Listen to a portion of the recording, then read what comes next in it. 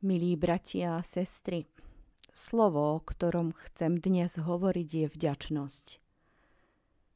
Možno si povieš, ďakujem, keď sa mi darí, keď sa cítim dobre. Ale písmo hovorí niečo odvážnejšie. V 1. Tesalonickým v 5. kapitole v 18. verši nachádzame napísané: Za všetko ďakujte, lebo to je vôľa Božia v Kristovi Ježišovi pre vás. Za všetko. Aj za to, čo je ťažké. Aj za chvíle, keď nerozumieme, prečo sa nám niečo deje. Prečo?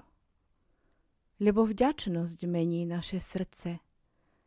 Keď ďakujeme, prestávame sa pozerať len na svoje problémy. Naše oči sa dvíhajú od zeme k Bohu. Vidíme, že nie sme sami, že On koná aj vtedy, keď to nevidíme hneď. Vďačnosť je ako kľúč, ktorý odomýká dvere nášho srdca. Boh nevtiahne násilím, čaká, kým mu ich otvoríme. A keď vôjde, prináša pokoj, radosť a silu, ktorú svet nedokáže dať. Možno dnes nesieš bremená, ktoré sú ťažké. Skús urobiť jednu vec. Zastav sa a povedz: Ďakujem ti, Pane. Ďakuj za malé veci, ktoré si doteraz prehliadal.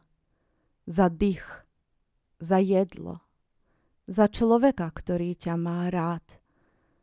Ďakuj aj za skúšky, lebo cez ne rastie tvoja viera. Keď sa naučíme ďakovať uprostred života, Boh nás začne premieňať vznútra. A to je jeho vôľa, aby sme mali srdce otvorené pre jeho lásku. Nezabúdajme, vďačnosť nie je pocit, ale rozhodnutie. A toto rozhodnutie nás vedie k väčšej blízkosti s ním. Ameň.